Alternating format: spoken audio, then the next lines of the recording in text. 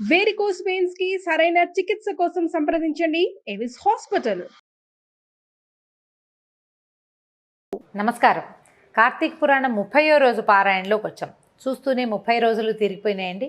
ఈ 30వ రోజున పారాయణతో పాటుగా పోలీస్ స్వర్గారోహణ కథ కూడా దీంతోనే చెప్పబడుతుంది. 30వ నాడు కూడా మనం చక్కగా దీపారాధన అవి చేసుకుని నీటిలో వదిలిపెట్టడం చాలా విశేషమైన ఫలితాన్ని ఇస్తుందంటారు. దానికి సంబంధించిన కథ వింటాము. ఇది ఒకరోజు ముందే తెలుసుంటే పొద్దున్నే దీపారాధన చేసుకోగలం కదా అని భావించే వాళ్ళందరూ కూడా ఇప్పుడు కూడా చేయొచ్చు, ఈ రాత్రికి కూడా చేయొచ్చు అని తెలుసుకోవచ్చు. మనకేం ఇబ్బంది లేదు, ఈ పూట కూడా చేయొచ్చు అనమాట. సూతప్రోక్తమైన విషయాలను వినినటువంటి ఋషులు, ఓ మునిరాజా, రావి చెట్టు ఎందువలన అంటరానిదయ్యింది, అయినప్పటికీ శనివారం నాడు మాత్రం ఎందుకు పూజనీయతని పొందింది అని ప్రశ్నించగా సూత మహాముని ఇలా సమాధానం చెప్తున్నారట. రావి చెట్టు గురించి పూర్వము క్షీరసాగర మథనంలో లభించిన అనేక వస్తువులలో లక్ష్మిని, కౌస్తుభాన్ని శ్రీహరికి సమర్పించి తక్కిన సంపదనంతా దేవతలు తీసుకున్నారు. శ్రీహరి శ్రీదేవిని వివాహం చేసుకోదలిచాడు. అయితే శ్రీదేవి, ఓ నారాయణ, నాకంటే పెద్దది నా అక్కయ్య ఉంది, ఆ జ్యేష్ఠకు పెళ్లి కాకుండా కనిష్టనైన నేను కళ్యాణమాడడం ధర్మం కాదు కదా, ముందు ఆమెకై మనువు సంకల్పించమని కోరిందట.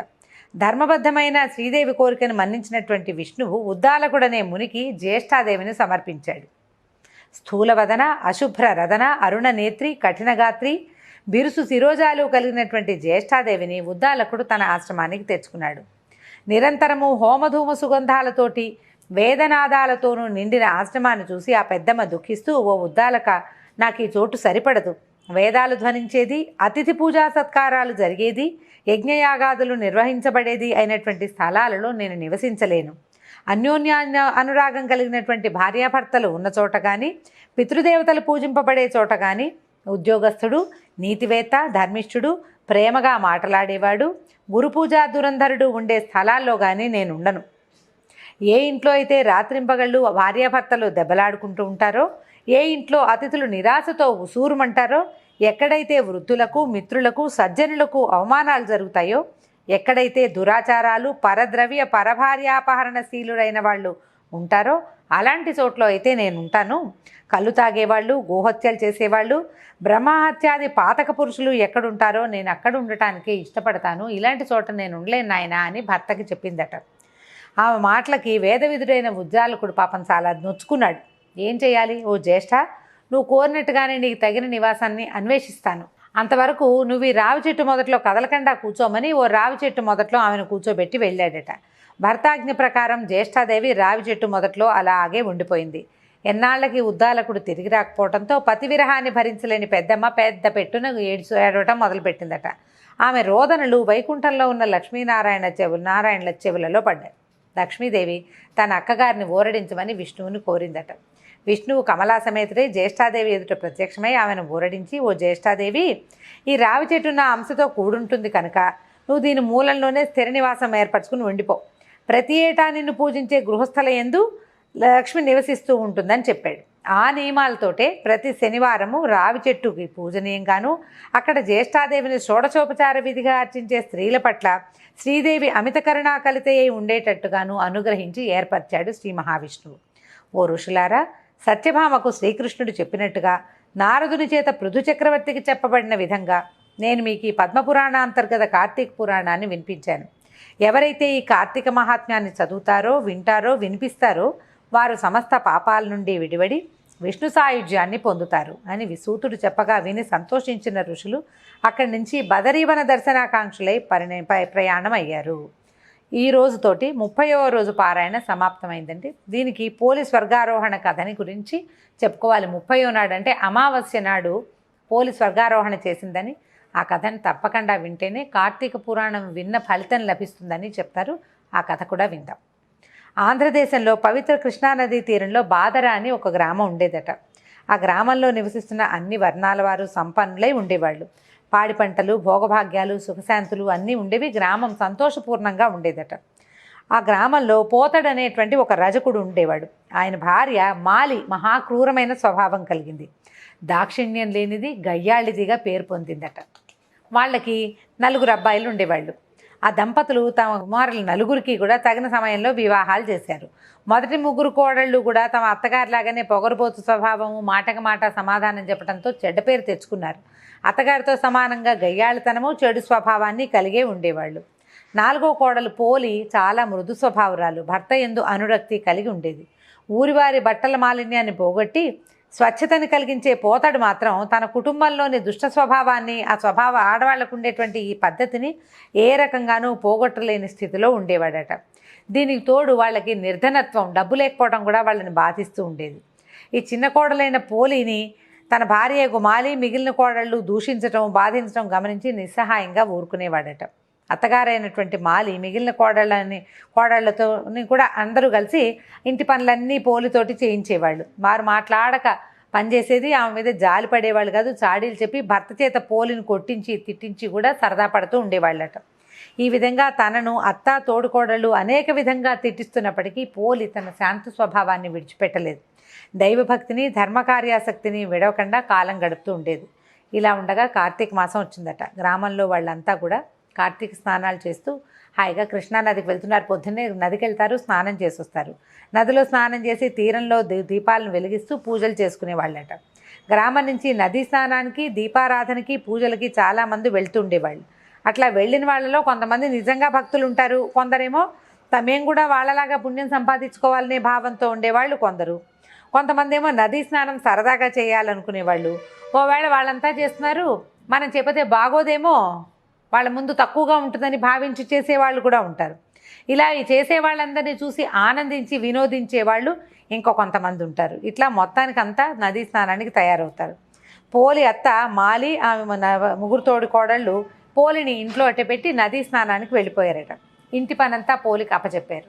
అయితే నదీ స్నానానికి వెళ్ళి స్నానము, దీపారాధన మొదలైనవి చేసేటప్పుడు పోలి వాళ్ళ దృష్టి స్నానం మీద లేదు, దైవం మీద లేదు, భక్తులు మొదటి నుంచి లేనే లేదు. స్నానం చేసే మిగిలిన వాళ్ళందరితో పాటుగా స్నానాలు చేస్తూ పోలి పాలు తాగేస్తుందేమో, పెరుగు వెన్న మొదలైనవి వృధా చేసేస్తుందేమో, ఎవరికైనా పెట్టేస్తుందేమో, అమ్ముకొని సొమ్ము చేసుకుంటుందేమో, ఇలాంటి భావజాలాలతోటి అనేక విధంగా ఆలోచిస్తూ వాటి గురించి పక్క వాళ్ళతోటి మాట్లాడుతూ, అంటే డిస్కషన్ కూడా పెడుతున్నారనమాట. తమ బుద్ధిని మనసుని పోలిని ఆడిపోసుకోవటంలోనే నిలిచి అట్టపెట్టారనమాట.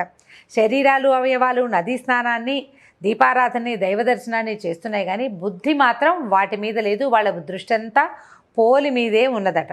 ఈ విధంగా కార్తీక మాసాన్ని కృష్ణా తీరంలో గడిపేశారు. వాళ్ళు ఇంచుమించు నెల రోజులు నదీ తీరంలోనే ఉన్నారు. ఈ అమ్మాయి ఒకటి ఇంటి దగ్గర ఉండిపోయిందనమాట. వ్రతోద్యాపన కోసం మార్గశిర శుద్ధ పాడ్యమి నాడు కృష్ణా తీరానికి చేరారు. అంటే అమావాస్య కూడా గడిచాక పాడ్యమి నాడు వ్రతోద్యాపన చేస్తున్నారని చెప్తున్నారు. ఇంటనున్న పోలి నిస్సహాయరాలు, అత్తగారికి తోడికోడళ్ళకి సమాధానం కూడా చెప్పలేని స్థితిలో ఉండేది.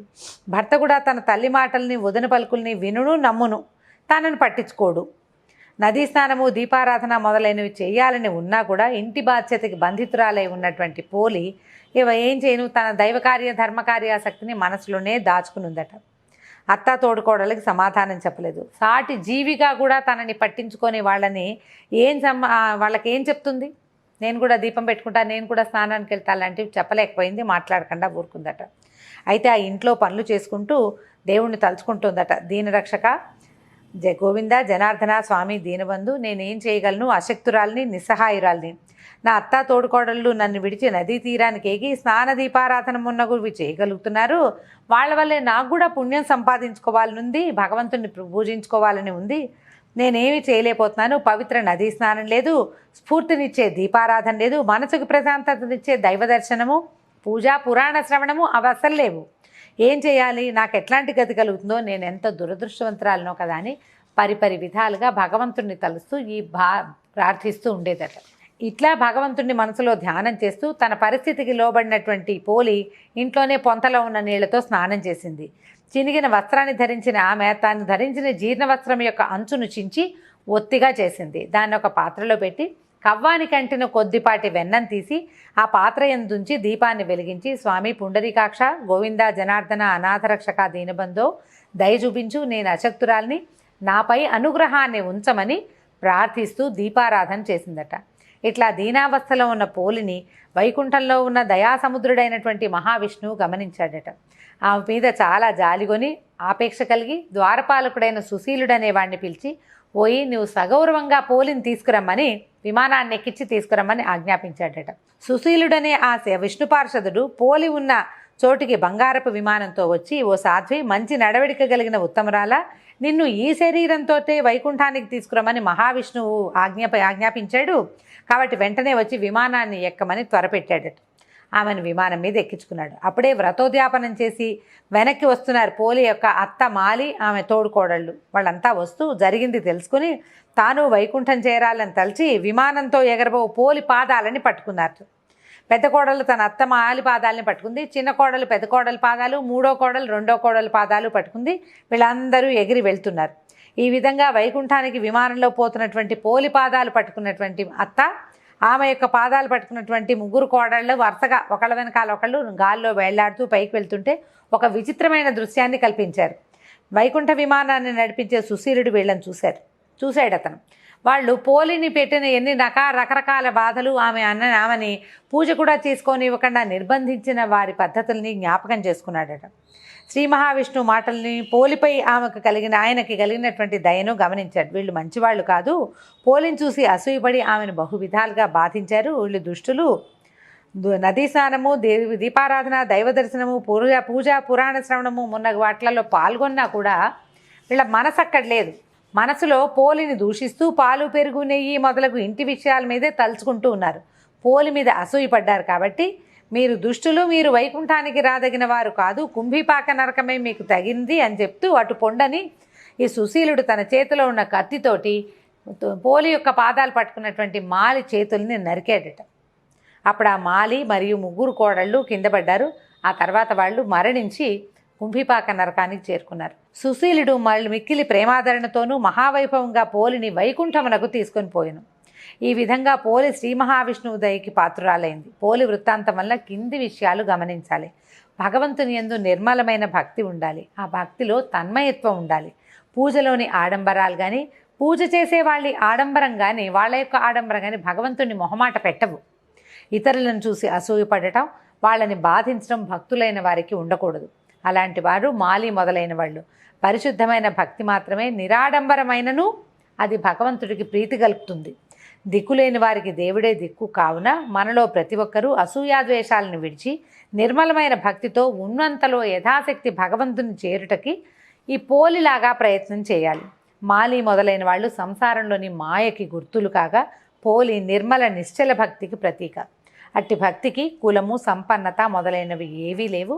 ప్రతి మానవుడు కూడా పోలిలాగా నిర్మలాంతఃకరణ కలిగి భగవంతుణ్ణి ప్రార్థించడము, పూజించడం ఎందు నిమగ్నం కావాలని కార్తీక పురాణాంతర్గతమైన ఈ కథ మనకి తెలియజేస్తుంది. 30 రోజులుగా ప్రతిరోజు కార్తీక పురాణం విన్నాము. భగవంతుడు ఈ విన్న భక్తులందరికీ కూడా ఆయురారోగ్య ఐశ్వర్యాలు ప్రసాదించాలని, కార్తీక వ్రతంలో ఎలాంటి లోపాలు జరిగినా కూడా మనం చేసినటువంటి భక్తితో చేసిన ఈ ప్రయత్నము తప్పకుండా సఫలం కావాలని కార్తీక దామోదరుడికి నమస్కారం చేస్తూ సెలవు తీసుకుందాం. నమస్కారం.